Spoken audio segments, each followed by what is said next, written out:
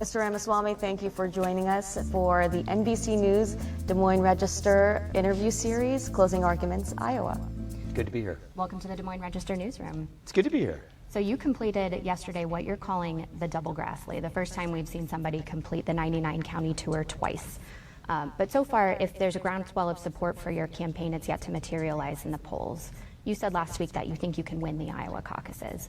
What are you seeing? What evidence on the ground do you see that the polls and the pundits are missing right now? Even take our biggest event last night. It was pretty representative of what we're seeing across the board. 90% of the people who came up afterwards, taking pictures, saying they support us, signing up as volunteers, are first-time caucus goers. So I think a lot of the polls are badly underestimating the level of support we have from college campuses, from libertarians, from conservatives and America First patriots, but who have not shown up at a traditional Republican caucus before. And so if those people come out, and I definitely count myself amongst the libertarians that support Vivek more than anybody else. And I would definitely support both Ron DeSantis and Donald Trump, but Vivek is my number one choice. He's far more libertarian than anybody else and just speaks so cogently. expect they will. They tell us they will. They're very actively engaged with our campaign. Those numbers are growing by the week. I think we're going to be very successful at the Iowa caucus. I am highly confident we're going to shatter the expectations that have been set for us, and I do believe we have a shot at winning the Iowa caucus if many of those people do come out. And so I feel very good about where we sit, and we're excited for the path to the finish line. Well, you've been setting a lot of those expectations for yourself, saying that you can beat Donald Trump, who right now is polling in the Des Moines Register NBC News Iowa poll at 51%. You're at 6%. What happens if you don't shock the world? Would you be willing to continue your campaign into New Hampshire? Well, I'll say a couple of things. I'm going in this to the very end, and I'll tell you why. But if you look at a lot of that, even a lot of that polling, which I think is incomplete, some of those recent polls show I'm the runaway favorite for the second choice to Donald Trump, which suggests that people are actually weighing those options very carefully. There was a gentleman who came to one of our events in northeastern Iowa yesterday. He was wearing a Trump 2024 hat. He came to my event, and he asked a question, so I lightly called out in a jovial fashion. I said, "I noticed the hat you're wearing." He says, "Yeah, I'm wearing the hat, but I'm supporting you. I think it needs to be somebody different. I'm convinced of that, but it's what this represents." And that actually spoke to me. It was interesting, and I just remember this because this was...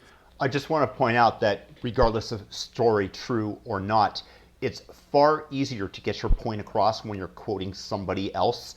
And this is a common tactic that is used when you're trying to influence people, is to try to quote another person with your words. Nothing wrong with it. It's common, and it might even be a true story. But regardless, this is just a common influence technique. Yesterday, but we see evidence of that across the board, of people who absolutely do say they support Donald Trump. In many sense, I support Donald Trump in his legacy as U.S. president. I respect what his contributions are to this country. But when making the choice of who's going to lead our America First movement to the next level, that's a separate choice. I do think we're in the middle of a kind of cold cultural war in this country between those of us who love the United States of America and a fringe minority who hates this country and what we stand for. And when it comes to selecting a commander-in-chief, a general, to lead us to victory in that war, I think I'm best positioned to do it with fresh legs as a leader who is not yet wounded in that war. And I do think a lot of people see that back in me as well, and will be making that choice accordingly on January 15th. And to the point about the folks who are coming to your events, I think you've seen that there are those who are coming to your events who are having a hard time letting go of former President Trump. There was a woman who attended one of your events recently who actually stood up and asked you a question. She was speaking about former President Trump, and she asked you, she said, how do we not go caucus for him? How do we not vote for the guy that they're trying to tear apart? It feels wrong to abandon him. And I think we've all seen that sentiment across the Republican Party. Do you agree with your opponent, Ron DeSantis, who has also said that Trump's legal troubles have fundamentally changed the dynamics of this primary, given that the troubles keep coming? Legal troubles, more like political witch hunt that we all know. They could have easily brought the charges years ago, immediately after January 6th insurrection, where those who were trying to overthrow the government did not bring weapons. They were going to get a hold of the secret nuclear launch codes by standing and taking a podium, by taking Nancy Pelosi's laptop, although the laptop might have had some information of use. I don't like this because the interviewer from NBC News is framing the question as though these are legal troubles brought on by Trump himself, when in fact everybody knows, once again, that it's a witch hunt. And they keep boosting him. Do you agree with that? I have a different view on this than Ron DeSantis. I think he's looking at it in the way that a traditional politician playing and gaming together how many delegates you collect would look at it. I'm looking at it through the lens of what's right for the country. And I think one difference, an area of difference where you see that is when they've eliminated Donald Trump from the ballots in places like Maine and potentially even in Colorado, I was the clearest and first and only one still to state that I would remove myself from those ballots. And I think that many people here appreciate that, but whether or not they appreciate it, that's the right thing to do, to say that if there's going to be election interference. And he's absolutely right to call it election interference. That's exactly what it is. They're removing our right to be able to vote for the candidate of our choice because they believe that they know what is best for our country. Donald Trump has not only not been convicted of insurrection, they haven't even indicted him for such. And don't you think that they would do so if they thought that they had a fighting chance of winning that case? These people are liars, manipulators, cheats, and partisans. Thank you, Vivek, for standing up for what is right. That's why I support him. Not going through a legal process or otherwise, just one individual in a state like Maine deciding, waking up on a given day and saying that Donald Trump's going to be removed from the ballot, that's the wrong thing for our country. And so I stood up for that just as I was the first and only person to clearly stand up against these politicized prosecutions against Donald Trump. I think it's very different than Ron DeSantis, who's been focused on collecting delegates. Right, but all otherwise. of that has helped him in this primary. His numbers have gone up every time these legal threats have come his way. Look, I'm not a political analyst. I'm a candidate for U.S. president But you with see a the, vision for the this same country. numbers we do. Well, I'm in this. Dasha, here's my approach to running this race. I'm going to tell people who I am and what I stand for. Share my true convictions. Share it honestly without a filter. And my deal with the voters is you don't have to agree with 100% of what I say to support me.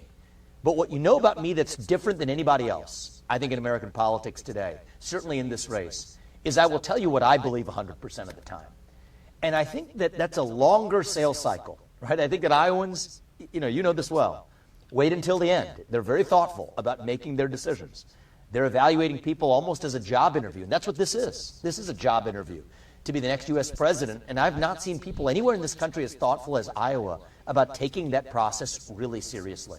So I think in the next 10 days is when a lot of those people will be making their final decisions.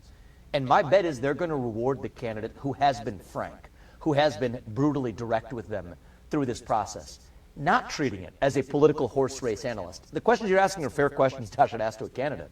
I think most other candidates think about it this way. What's being reflected in the poll numbers? Is what I'm saying working or not? Adjusting accordingly. That's what traditional politicians do, not me. I would rather share my true convictions and lose this race than to win by playing that political snakes and ladders. So I'm just not doing that because I think it drains my inner core out of me if I were to be doing it. I prefer to bring, people use the word authenticity. What does it mean? Just tell people what you believe. Part of the reason that it's possible that he is more energized, aside of the fact that he's much younger than the other candidates, aside of Ron DeSantis, who's not that much older than him, is the fact that he does speak from the heart and what he believes is true. Also, this is an arbitrage opportunity because if all the other candidates are taking traditional positions as to what's going to help them accrue the delegates needed to win, he is arbitraging it and saying, I can stand out against the crowd by speaking my convictions from the heart, and you'll know what you're getting is true. At least that's the way he's framing it. And I'm assuming that's the case because I haven't seen anything to the contrary from Vivek. So I do think that he is excellent, and that's the way he built his fortune, is by recognizing an arbitrage opportunity. It's part of the reason that I think he's so darn intelligent. Be unvarnished about it. Don't worry about what that's going to do to you in the polls or not. My whole bet in this campaign is that's actually going to be the most successful approach in the end. My bet is that's going to be the most successful approach here in Iowa at the very end of the process, which is what we're entering right now as well. But if I've told everybody in this state, and everybody in the state really knows who we are as a family and what we stand for, and then they decide to go after somebody else or go for somebody else, I'm at peace with that. My bet is, though, they're actually going to reward that authenticity, especially because of the people we see on the ground. I think they have a sixth sense for a politician who's given them poll-tested slogans versus somebody who's telling them the truth. Not only do we do the full double Grassley, and we weren't even aiming to do that. It was a byproduct of a comprehensive strategy of... Just so you guys know, the double Grassley is referring to the fact that Chuck Grassley was one of the only people that visited all 99 precinct areas in Iowa, I believe, and he's done it 2 times over. That represents the number of events that he's gone to 2 times in each precinct, as my understanding is. Just background information. Doing, I think, more events than all of the other campaign candidates combined. We're going to be over 330 events, live events with Iowans across this state by the end of this process. That's not only more than the rest of the field combined. As far as I know, it might be the most ever that somebody has done. I think people here reward that. They understand the setting where even what they're seeing right now in this conversation will be cut. There will be TV screens in between them. There's 30-second ads that they're probably watching in between this and whatever the next program is. In a certain sense, that's fake. And I think many Iowans sense that. And so my hope is that they reward the candidate, not just that worked the hardest, and I certainly have, but the candidate who was, I think, the most unvarnished in sharing the things that other candidates probably know to be true but can't touch. Take the CO2 pipeline that's being built across half the state. Well, and we do want to talk about that, but we have limited time, so Sure. I just want to get to a few other topics. In a lot of ways, you have been unvarnished about some of these hot topics in the news right now. You have said that you would pardon former President Trump. It would be a day one pardon. Why do you think that's the best decision for the country? I think it's the best decision for this country for 2 reasons. One is those prosecutions are themselves politicized and using unprecedented legal theories that obviously would never have been levied unless there was a political motivation at issue, which is to eliminate Donald Trump from contention. I also think it's the right thing to do to unite this country and move our country forward. I do believe I am the single best equipped candidate to lead this country forward, unite the country, not through some fake national unity of compromising on principles and having a split the baby difference on some policies. No, that's not how I'm going to unite the country. I think the way I'll unite this country is by standing for the shared ideals that actually unite all of us as Americans, that set this country into motion in 1776. And one of those is one standard of the rule of law, and another is that we the people select who leads this country, not unelected bureaucrats. And I will stand for that principle. So to follow that logic there, would you then potentially ask Republicans to stand down on investigations of President Biden in the spirit of not putting the country through more turmoil? If they were using unprecedented legal theories to investigate and torture the law to do that, then I would say, then I wouldn't want that in some other fringe personal charge. That's not what's happening now, though, with respect to specifically what's going on in Ukraine. The very country that paid a $5 million alleged bribe to Hunter Biden, this is relevant to the actual policies of the country right now, when that very president is sending $200 billion of our taxpayer money to that same country. If this is affecting our foreign policy, and I'm unsparing with Republicans or Democrats alike, you think about the likes of Nikki Haley and a lot of the foreign dealings and a lot. He is not a fan of Nikki Haley. A lot of billionaires, the Ray Dalios and Tim Drapers, are big fans of her, and I personally greatly prefer Vivek, and he gave the absolute correct answer in my opinion here.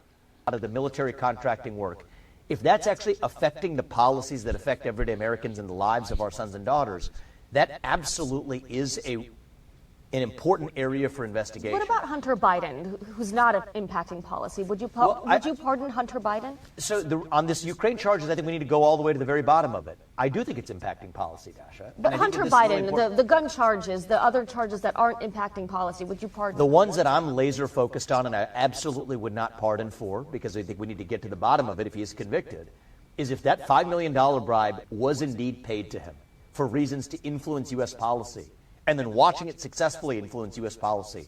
If that's proven in a court of law, I would not pardon Hunter Biden. But the charges right now are focused on the gun charges. Well, where I think they need to be focused is on the essence. But right now, on the gun charges, would you consider pardoning? Why does she keep pushing this topic? He's answering The gun charge is really immaterial. He's getting a slap on the wrist for it, but this is what they want you to focus on. They want you to focus on Hunter Biden is being processed for a gun charge. They want you to ignore, and NBC is known, at least rumored, to be an extension and very heavily influenced by the CIA. That's what they want the public to focus on, which is why, perhaps, and this is just me theorizing, that she is pressing that question. I think a lot of that is a deflection, Dasha. I think it's a deflection by Bam. the Democrats. I think that they're bringing Bam. a thin, flimsy charge on an unrelated matter to deflect the plot away from where the investigation needs to be focused. And so on my watch and at my encouragement, and I've been very clear about this, we need to be crystal clear about whether the Biden family, and I think I have the same concern if it's a Republican in the same shoes, sells off our foreign policy to make their family wealthy. That's wrong no matter who does it, Republican or Democrat. I'm even-handed It's about treasonous. that, but I do think that we need to apply one standard of the rule of law. That's not inventing a novel legal theory. That's basics of bribery and affecting our foreign policy. That would be wrong, and if that's proven in a court of law, I would not pardon Hunter Biden for it. I want to ask again about Donald Trump. You said recently at a campaign stop. Why are they continually focusing on Donald Trump? That's the other thing. They need to be focusing on Vivek, but they turn all of their questions. I mean, how many questions have been brought up about Donald Trump? Vivek is the candidate in question. Ask him about his policies. That the left won't let Donald Trump get anywhere near the White House. What did you mean by that? I don't know if I say the left or I said that broadly the system. This was what I believe I've been saying. Because I don't think this is a left versus right issue necessarily, or Republican versus Democrat issue. I think a lot of the establishment pervades even the Republican Party as well. For the record, I want to apologize because this was actually a question about Vivek and something that he stated. So I still stand by my original statement, but in this case, I was mistaken. I did not know that they were going to go in that direction.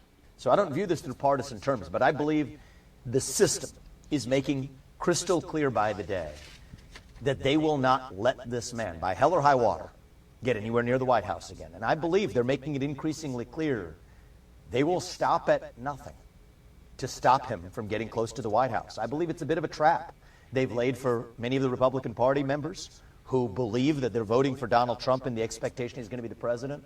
I think there's something else altogether going on here where they want to narrow this down to be a two-horse race between Donald Trump and somebody else. I have my views on who that is. And to be able to prop up that other chosen puppet by eliminating Donald Trump from contention. You don't have to stretch the imagination to see first the protests, then the civil suits, then the state-level prosecution, then the federal prosecutions, and then now, even without prosecution, the multiple efforts across this country to keep him off the ballot. And that's just in 2023. And in 2024, if all fails, don't count out the idea that they will assassinate Donald Trump. If Vivek is right in terms of his analysis that they will do anything to keep Trump from the White House, which many people believe, and they are certainly demonstrating it through their actions, assassination is absolutely not off of the table. And I speak out and want everybody to realize this so that it's less likely to happen. So that if Donald Trump ends up dead, that they know that there are going to be repercussions and that there will have been plenty of people that have predicted this. And thus the consequences for doing so are higher, making them less likely to engage in such nefarious activities. As we enter 2024, I predict that's just going to be the tip of the iceberg. This is a system, an establishment that has an anaphylactic response to this man. And so I respect his contributions to this country. I think a lot of our base, myself included, loves the man because he got this fight started. But I think now it's our job to finish it. And I think I'm the person in this race who can take our America First agenda to the next level. Do it by bringing in young people and others into our movement that haven't been part of the Republican Party. And this is why we cannot have Nikki Haley as the presidential candidate or the second choice of Republicans. Because if Vivek is the candidate of choice, and I do believe that he is engaging in recognizing the arbitrage opportunity of standing by Donald Trump, and thus if Donald Trump is knocked off, that he will garner much of the support that was directed towards Trump originally. And I think that that is part of his strategy. But we don't want Nikki Haley because she is the establishment's choice. And if you have somebody like Vivek come in right behind Donald Trump and he's the second choice, Trump might seem like the less nasty option for the deep state, because you know that Vivek has already stated that he's going to dismantle the FBI, et cetera, the Department of Education. And I support certainly the Department of Education and the corrupt FBI and DOJ, which they are under President Biden. Or even the America First movement. That's my job, to take what Donald Trump started, but to take this to the next level, go far further on many policies than he did, but also unite this country in the process. And yes, to do it as a candidate who has not yet been wounded in the war they've waged on him. So are you I think it's running? wrong, but that's what I believe. So are you running expecting that he won't be in the race in November? Good I question. have deep concerns as an American that Very this good system question. is going to take him out of contention. I've done everything in my power to limit the likelihood of that happening. I called on every other Republican to join me in saying, when they removed him from the ballot in Maine and Colorado, I voluntarily said I would remove myself too. And I asked Ron DeSantis and Nikki Haley and Chris Christie, I demanded that they do the same thing, because that's how you nullify the impact of that election interference, to say if they're going to behave this way in Maine, then Maine won't count in our GOP primary. I have tried my best and gone to the fullest extent I can. But if we open our eyes to a reality, I think that there is a unstoppable force attempting to move what they view as an unmovable object. But eventually, I'm worried that that unstoppable force of the system is going to result in something that isn't good for the country. But I refuse to be then a passive bystander watching them prop up who their chosen puppet is. I believe that it's my responsibility to take our America First movement to the next level. That's not how I want this to play out, but I'm worried that's the direction things are going. If you believe the system is rigged against former President Trump, and you're willing to go so far as to pull out of Colorado and Maine because they won't put him on the ballot, why not then go further and make the ultimate statement and pull out of the race if you think that it's rigged? Oh, it's obviously what they're planning to do. They want this to be a two-horse race, and they want their chosen puppet to win the race by eliminating Donald Trump. I'm not going to let him get away with that plan. To the contrary, Nikki Haley. I worry that our Republican base and many Trump supporters are falling for But that by trick. pulling out of Maine and Colorado, you're losing delegates anyway. that's So the- why not pull out Well, altogether and say I'm not playing this So look, game? You refuse to play a lot of games. The, Why the, not? the whole point is I'm in this for the country. Okay, so I'm going to do the right thing and stand on principle. I still hold out hope. I'm going to continue to call out Ron DeSantis and Nikki Haley and Chris Christie. I think that they will be exposed as being, I think, culpable, indirectly culpable for facilitating this election interference. And so I expect and continue to demand that they pull out of any ballot in which Donald Trump's illegally removed from that ballot, Maine and Colorado included. That's how we nullify that impact. So everything I'm doing is, how am I having a maximum positive impact on our country? But I think that I will refuse to be a bystander, watching this to be narrowed down to a two-horse race, where I believe they have a clear plan and intention of removing Donald Trump, eliminating him from competition by whatever means necessary. And I think it is my responsibility to our America First movement. I think it's my responsibility to our country to make sure that we don't have a mega donor class establishment favored puppet waltzing into the White House, and instead a patriot who actually cares about this country, who is capable of taking that America First agenda to the next level. And in many cases, I think I am going further than Donald Trump. I've been crystal clear that I would shut down the FBI, not implement incremental reform. I've offered a comprehensive plan to do it. I've said that I would use our own military, not just building a southern border wall, but use our own military to secure our own borders in this country. End birthright citizenship for the kids of illegals. The 14th Amendment, I believe, is crystal clear on the fact that it does not apply to those kids of illegals. So both on policy and my ability to execute, my ability to bring younger people into this movement, but also, perhaps most relevant this year, my ability to get to the finish line, it's my obligation to make sure we stay in this race through the end. And I expect that I will be the next president of the United States. I don't expect that the task of uniting and leading this country is going to be an easy one. I think it's going to take But a why leader with a wouldn't lot of that attributes, same- but that's why I'm in this. But why wouldn't that same rigged system, if you're going even further than Donald Trump, why wouldn't it work against you too? Well, look, they don't have on me what they have on him. You can just look right now. They've got 4 different wars they've waged on this man. At the end of the day, if we need a commander-in-chief... Imagine our tax dollars are going into that to pay for these lawsuits, for these witch hunts that are complete BS. I hate that. I hate waste. I hate dishonesty. who's going to lead us to victory. I think that our base needs to choose the general who is not yet wounded in that war. Right. That's And, the truth. and you've said And this. I'm going to say one more thing, Dash, about this. This is important. I think it takes two things to actually get this right. One is an outsider who can break the system when necessary. I bring that. Trump brings that too. But it also takes an outsider who knows and deeply understands the law and the Constitution of this country. I think in many ways, this managerial class in the swamp, they duped Donald Trump. They told him you couldn't fire 75% of those federal bureaucrats because of civil service protections. That's not true. You absolutely can in the context of a mass firing. Same thing from ending birthright citizenship to using our military to actually use even local law enforcement for mass deportations out of this country. They duped Trump in a way that they won't be duping me. And those two things don't usually go together, the academic law type and the business guy who can break things.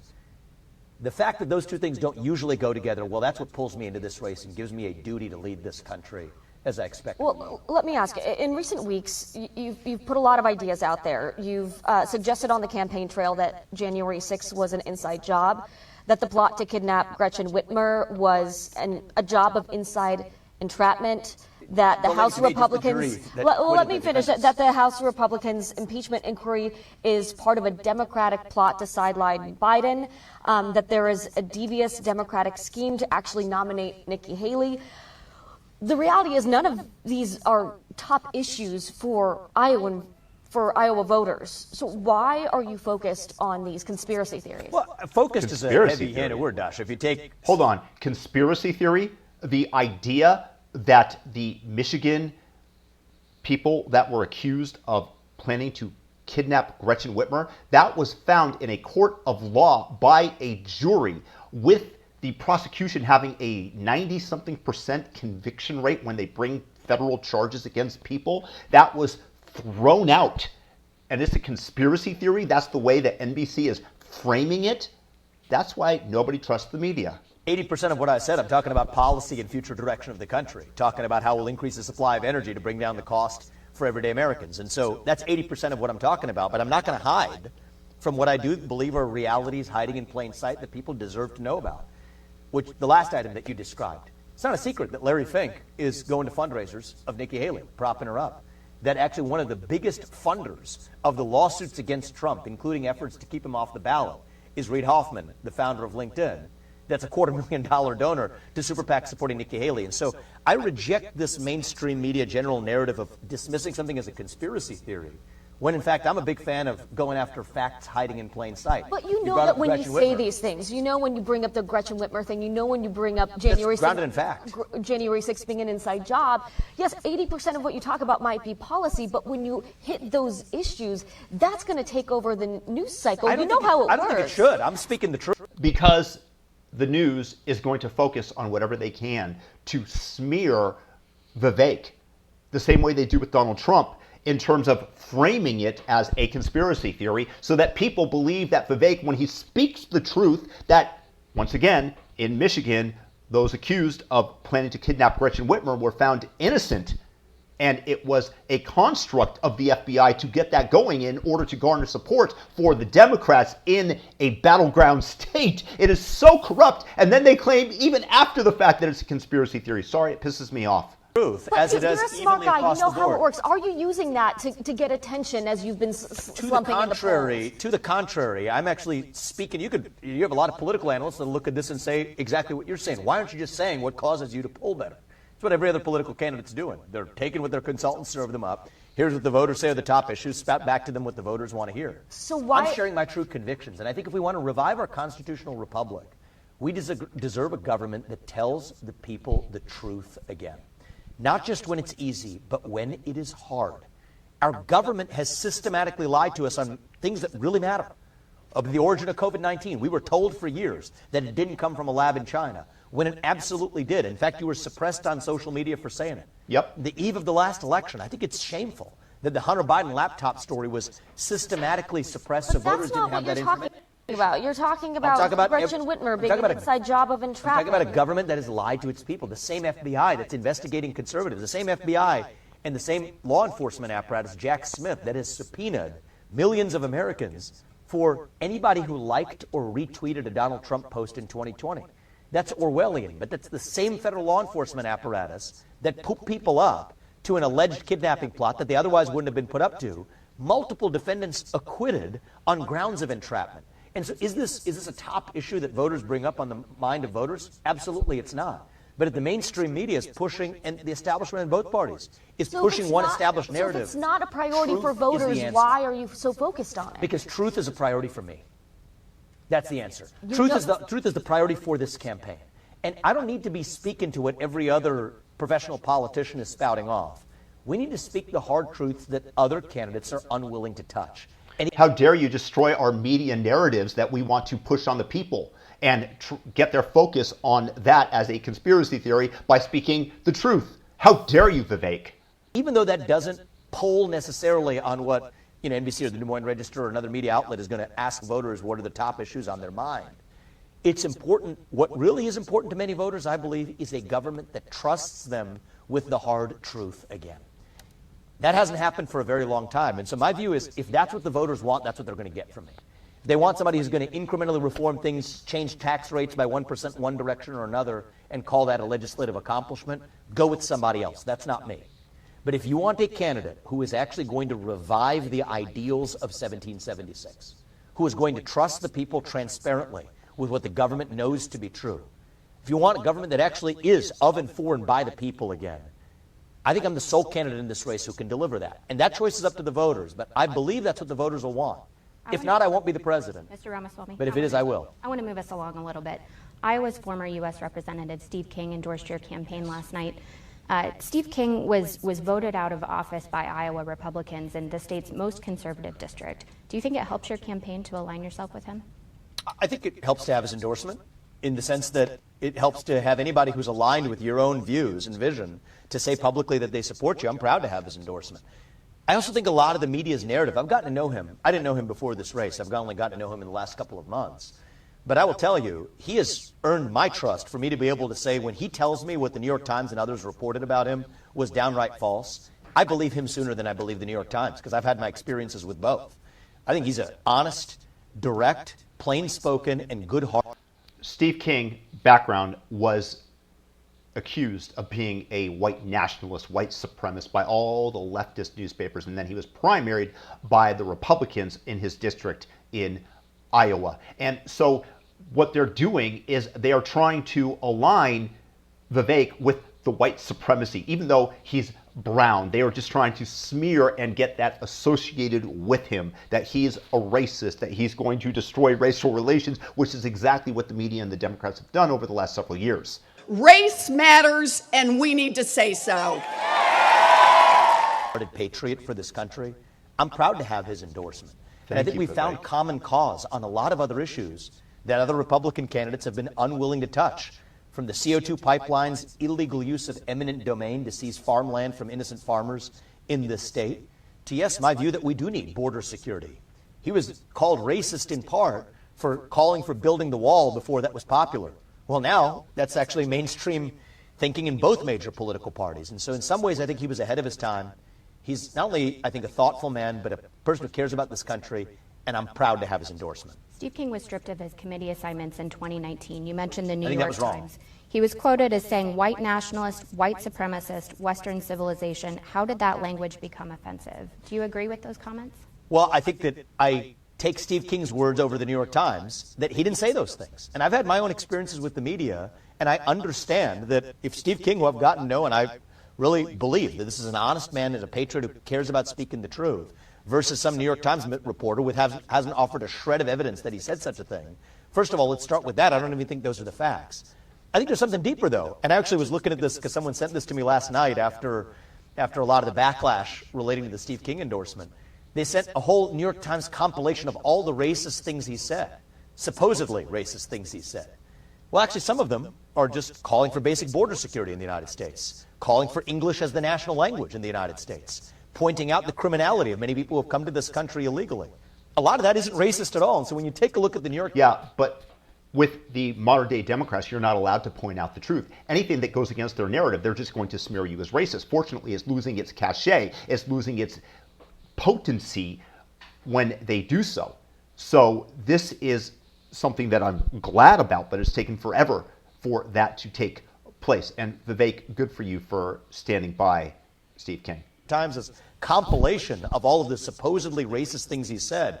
I'd encourage people to do that. Maybe I'll post it today. Is that really racist, or is this a man who's actually speaking his convictions that are true and good-hearted, that the mainstream media, and the New York Times in this case in particular, has decided to label as a word that they know will alienate people? That's not the cancel culture we want in our country. Have the open debate. Maybe you disagree that English should be the national language of the United States. But let's have that debate in the open instead of castigating somebody and making them a pariah.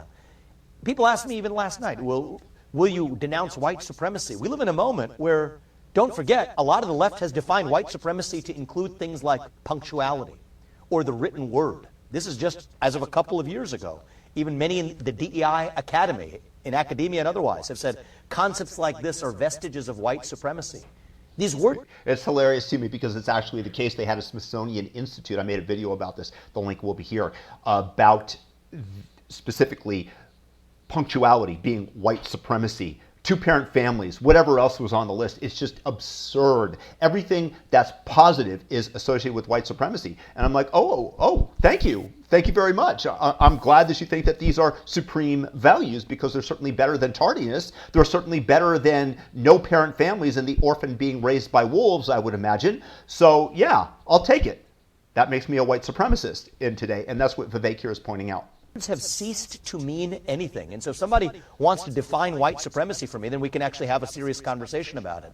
But until then, I think a lot of this is actually a charade. I think Steve King was defeated in part because of a donor establishment that used a toxic influence on money and politics to be able to disfavor him. But this is somebody who I believe is a patriot. I'm proud to have his endorsement. I'm not afraid to say it, and I think that that's what makes me different than a lot of the other candidates. Let's talk about white supremacy and what happened last night for a moment. Oh, boy. When you were talking to reporters last night, you called white supremacy a myth. When someone asked you about Dylan Roof, you said you didn't know who that is.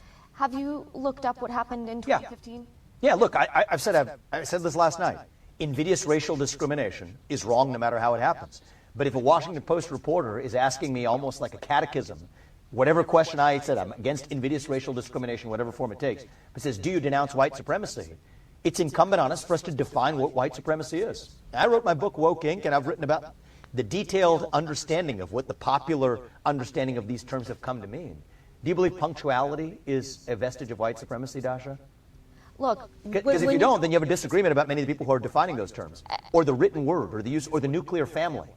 These aren't my words. These are the words of intellectual proponents from Ibram Kendi to the Ayanna Presleys to BLM that have said these are vestiges of white supremacy. So we can't have it both ways. We have to have an honest discussion. Straw man arguments. It's not a straw man. It's not a straw man when people are actually stating it. It's over and over again, and then they support on national TV Ibram X. Kendi, the biggest proponent of racism, who says that we need racism to combat past racism, and the only thing to combat present racism is future racism. That's literally what they're saying. So they're just propagating racism throughout the country, an ember that was dying away, and they just pour gasoline on the fire, and these people have the nerve to call that a straw man. Jussie Smollett is the best example Smollett of white was the hottest thing in news in the back of a fake actual attack on him that we have to contend with. And yet you have examples like the Buffalo shooter in New York just in 2022. You have other but examples. You are also cherry picking when you bring up Jussie Smollett. I'll look at all of the statistics. More black on black crime. If you really care about actual crime against black Americans, let's get to the root causes of it in the inner cities of this country. The Anti-Defamation League tracked a 38% increase in white supremacist propaganda last year. Who's tracking that? What exactly then does that define? Does that mean me stating that two-parent families yield significantly better results than single-parent families do, which I did, and I was called a white supremacist for it? Is that an action and me engaging in white supremacy, stating a fact? That is the problem with believing the statistics that are quoted from these sources like the ADL, because you can define anything that you want as white supremacy. You just have this all-encompassing definition and everything fits into it. Two-parent families, for example. The Anti-Defamation League. Yeah, the ADL I don't think is a particularly credible source so when they have cherry-picked information. When we're talking about I would suggest look at there's a table, 2x2 table. Federal law enforcement data, which you could say what you do, maybe we shouldn't believe that either. But Okay, look at black the on Asian FBI crime, black hate on black crimes, crime, the white FBI on black hate crime crime. statistics. That's a law enforcement agency. 59.1% was based on race, I look at ethnicity, absolute and violence. ancestry, saying hate crimes rose I look at 12% absolute violence, between Doc. 2020 and 2021. Look at the absolute crimes themselves. What they classify as a hate crime is itself a political judgment. I think that when you actually care about protecting life, if you want to say Black Lives Matter, let's look at where black lives are actually being lost. It's in the cities at the heart of other black Americans and criminals that are restrained by... Why does she keep interrupting him? I'm very much bothered by this. Issue that we talk about as well, but are we supposed to ignore white supremacist hate crimes? We're not supposed to ignore any kind of crime, Dasha. That's what I say. But what I see is a selective reporting. Take the Nashville Transgender Shooter Manifesto. Every shooter manifesto in a mass shooting has been released within 48 hours, except for that one shooter in Nashville. Now, it ended up being leaked. What do you see? It wasn't a white supremacist. It was somebody that was actually making fun of using derogatory terms. I believe. Okay, so why are you okay talking about that manifesto and not talking about the manifesto from the 2015? This is somebody that's ideologically possessed. She's practically tearing up while Vivek stays incredibly calm. She's defending her views that are ideologically inserted into her. And she's just getting emotional about it while he stays incredibly calm. This is why he needs to be president. More than okay talking about both, but what I'm asking is why is the mainstream media suppress that one? Why did the police suppress that one? Why was that the one shooter manifesto that of all of the mass shootings, every other shooter manifesto has been released? I'm focused on that one because that's the one that's been hidden from us. And it comes back to the point of my candidacy and the way I'm going to run this country. Trust the people with the truth. If it doesn't match your narrative, the reality is right now, I think the media did not hold the police accountable. They would have been demanding that. Starting to gain traction with the black community, with Latino voters. Do not worry that your rhetoric is pushing them away. There are folks to the contrary. I think we're going to bring black people into this movement. Who are concerned about your rhetoric. Well, you know what? I'm concerned about their corruption. If you had somebody who actually one of the most prominent black influencer the other day, what did she say? I've been black my whole life, and this man could actually unify this country. In response to a long exchange I had with a black pastor who had an event here in Iowa, did challenge me with a hard question, asking me, are my views against affirmative action, how do those align with historical racial injustice? Affirmative action is a debate that is being had. If I may just finish this. Can he finish a thought exactly? Oh my God, this woman needs to be fired. She's not good at her job. She must be Latino, Latinx, whatever. Oh, wait, she's female. If she identifies as such, sorry. If I may finish my point, deal Dasha, with racism, I think I will be better positioned. Denying that racism is a problem. I've never denied that racism is a problem. And if you listen to the response I gave to that black pastor, my whole point is racism has been a major problem for most of our national history. But we're getting close to the promised land that Martin Luther King envisioned. We're as darn close to it as we ever have been. And so what bothers the heck out of me is it's right when we're close to that promised land. Martin Luther King said it, I may not get there with you, and he didn't get there with us. But I think it desecrates the legacy of our civil rights movement, desecrates the legacy of Martin Luther King, that right when we get closest to the point of having racial equality and gender equality and even opportunities for people of minorities of many types, are we perfect? No, but are we as close as we've ever been? Yes, we have. To then obsess over systemic racism, to then obsess over white guilt and otherwise, we're creating new waves of racism, Dasha, that we otherwise would have avoided right when we're closest to having achieved what even the proponents of the civil rights movement would have dreamed of. That's what bothers me. My exchange with that black pastor about a week or so ago, right here in Iowa, not far from where we are, it was in Indianola, not far from where we are in Des Moines, was that we're founded on the pursuit of a more perfect union, the pursuit of liberty, equality, and justice for all. And I reject this left-wing narrative that's creating more artificial division. So I believe I will bring more black and Hispanic voters into our movement, not by saying fake poll-tested slogans, but by speaking the hard truth, that we've been imperfect in our past, but let us celebrate the progress we've made and reject the media's cherry-picking narratives to actually get to the truth of the matter. And now if we care about black lives, the things we're going to do isn't obsessing about white supremacy. It's actually fixing the problems in our cities, which I will do as our president. I want to move us on. We're nearly out of time. Let's do a couple of really quick questions as a lightning round to clear this out. You've proposed major changes to the national election system. Do you have faith in Iowa's caucus process, and will you accept the results?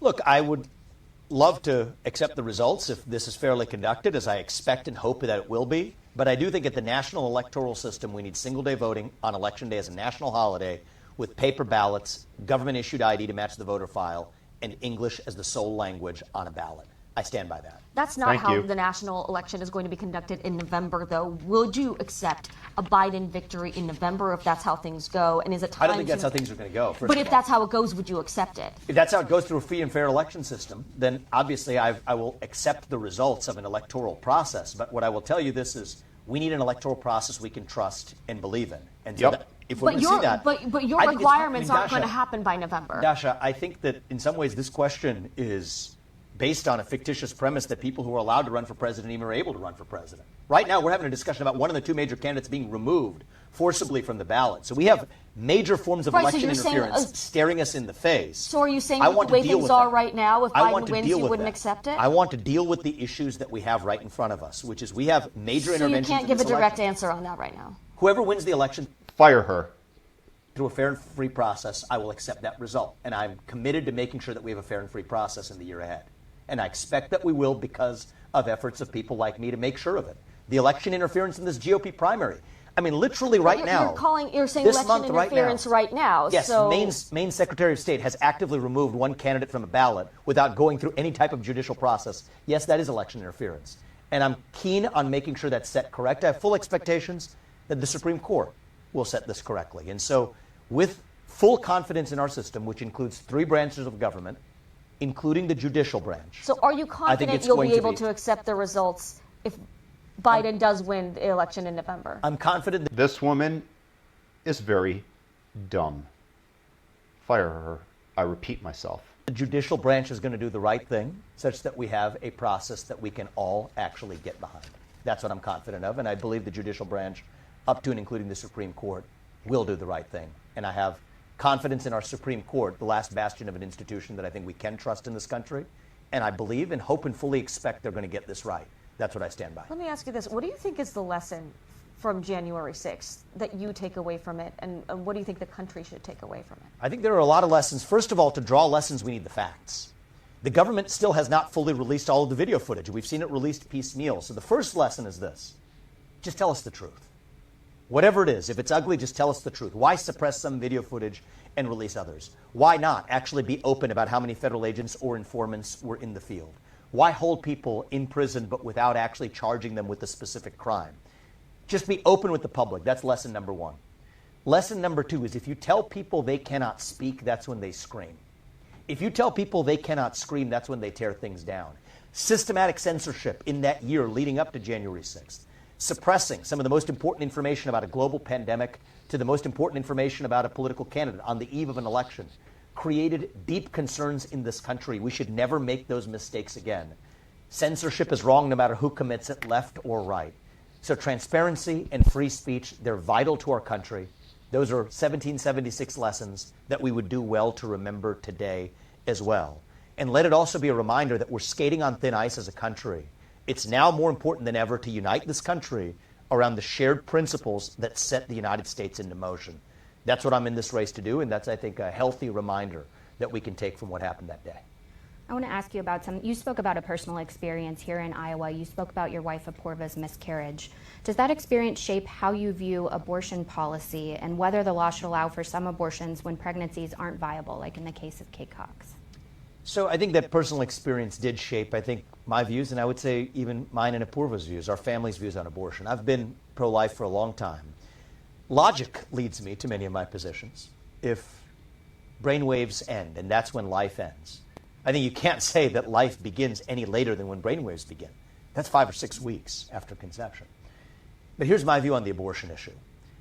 I think that the pro-life movement, and I consider myself part of that, hasn't done enough to walk the walk in actually standing for life and pro-life principles. I want to talk about more expansive policies of ease of access to adoption, to child care. And I, for one, I think I'm alone in the GOP on this, but I hope more embrace it. As a man, I will say this. We need to codify sexual responsibility into the law to say that if a woman brings a child to term, she should, at her option, be able to make the man the principal caretaker financially responsible for raising that child if it's confirmed by a genetic paternity test. I think that's how we're able to unite the country at least as best we can on this issue. To say it's not about men's rights or women's rights, it's about human rights. In the case of a pregnant woman who was assaulted when the unborn child died, I haven't met one person, left or right, who says that that criminal doesn't deserve liability for that death. That says we share these pro-life instincts in common, and I want us to do better as Republicans to actually stand for those life principles than we have done to date. So in the case of Kate Cox, where that pregnancy was not viable and she had to go through the courts, is it a compassionate message for the GOP to say that she shouldn't? Would you have allowed her to have that abortion? Well, I think, Bran, with due respect, I think that you are overlaying a lot of assumptions to say that's not a viable pregnancy. I don't think that that's a correct characterization. The facts are still coming out, and I'm not firsthand in the room with her and her doctor. But I don't think that it is an accepted fact at all that that was not a child who was going to be born. That child absolutely could have. You see, one thing that I totally respect about intelligent people is that they are able to take out the presupposition embedded in the question that normally people just accept, swallow, and then answer based on that specific framing. And Vivek is able to undermine the presupposition. Now, whether or not he's correct or she's correct, I don't know. But this is just a talent that he has that I admire. Been alive if that pregnancy was taken to term. And so I think that a lot of the overlay in the narrative around this has confounded the reality. Her doctors testified but that what it I was not stand a viable by, pregnancy. not a viable pregnancy is viable until what age? After birth. I think these are separate debates and nuances that we deserve to have, rather than just telling the public that that baby would have never made it to term, which, on my understanding of the facts, is actually false. And so we need to get to actual detail rather than just using vague terms like viable when that refers to viable even after birth. What I think we need is sensible policies in this country that implement pro-life views. And the pro-life views that I support are no federal funding for Planned Parenthood. Our taxpayers dollars shouldn't be going to fund Planned Parenthood. I think we need to stand for life in the form of access to adoption, access to child care. I think we can have a legitimate bipartisan discussion about that. And I favor a policy that says this should not be borne exclusively by women. It's wrong. I think men should share in this responsibility equally, or at least as equally as we can. I think the woman, if it's confirmed by a genetic paternity test, should legally be able to make the man the sole responsible party for raising that child, which will force men to take responsibility for their sexual decisions on the front end, not just putting this on women. And I think that's the way we need to not only frame, but actually approach this issue, to say this issue doesn't have to divide us to a breaking point. We're in this together, that we understand that unborn life is life, we respect it. I believe most people actually share those instincts in common if we don't make this a men versus women's issue. And I, for my part, not just as a Republican, but as a man, am willing to go to the fullest extent possible to stand for those pro-life principles. More access to crisis pregnancy care and otherwise that doesn't exist in the country. Let's have that conversation, and I think that's far more productive than trying to have some sort of split the difference compromise about which week is or isn't the one where you actually draw the line. And let's just get to one final question with an issue that's on the minds of so many with the war between Israel and Hamas. You've said in one of your town halls in Hampton, Iowa, that Palestinian people live the best life they do anywhere on earth in Israel. You've also called a two-state solution a myth. Do you believe in a one-state solution? I believe in the role of the U.S. president, which is that I'm running for the president of the United States, not the president of Israel or another country. So I've been very clear in my position on this, Dasha. I think Israel gets to nationally self-determine its future. Israel has the right to exist and to defend its own existence. Those are decisions for Israel to make. Israel's an ally of the United States, and our role as an ally is to give them the diplomatic support that they need to make those decisions. I think that's the most pro-Israel view of anybody in the Republican field, even though it's traditionally different than the standard political orthodoxy. I think what Israel needs is not the UN or the US or the EU second-guessing their decisions. And so that's how I think we most strongly support Israel. I think it's the right thing to do as the United States. Support Israel diplomatically to be able to defend itself to the fullest. Because what Hamas did, it was subhuman. It was medieval, it was immoral, it was wrong. And Israel absolutely has the right to defend itself and to exist. And Israel has the right to determine its own future, whether a one-state solution or otherwise is the right path forward. That's a decision for Israel to make. In the United States, I'm focused on our own border risks. So I would tell Bibi, you can smoke the terrorists on your southern border, and we support you doing it.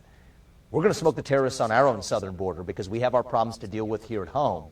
And that's how each of our allies will stand for the other diplomatically, and that's how I would lead. Mr. Ramaswamy, any final closing arguments for the Iowans listening right now? I would say that it's going to take somebody from the next generation with fresh legs to reach and lead the new generation of Americans. We don't have to be this nation in decline. I think we still can be a nation in our ascent. And I'm in this not just as a businessman, but as a father of 2 sons. I want to be able to look my kids in the eye and actually mean it when we tell them this is the country where you still get ahead with your own hard work, your own commitment, your own dedication, and that you're free to speak your mind at every step of the way. That's the American dream that I've lived, that my wife Apurva has lived. We never imagined living the life that we did when my parents came to this money 40 years ago with no money in search of opportunity. That's what we want to pass on to not just our kids, but to every kid in this country. And I think that we don't have a lot of time. If my sons are in high school before we get this right, I don't believe we have a country left. I think this is the election that decides whether we have another 250 years still left in our American journey. I believe we do, but I think it's going to take a leader from the next generation coming from the outside to do it. And that's how I'm going to lead this country. It's my opinion that Vivek put on an absolute clinic. You notice how calm he remained while Dasha became agitated when Vivek was confronting her own ideological presuppositions as to what is right. And that is very common for people on the left, and to some degree me too. I do get a little bit emotional sometimes, in case you didn't notice, but I think he put on an absolute clinic. I support Vivek. He did not miss a beat. He is so articulate and intelligent and thoughtful and knowledgeable about every single intricacy of the topics being discussed. I so respect this man, and I hope that I've given you an eye-opener as to what a politician can be. Not me, Vivek. I'm just bringing it to you. So, guys, feel free to leave a comment and subscribe if you haven't, and have a very blessed day and beginning of the year. Peace out.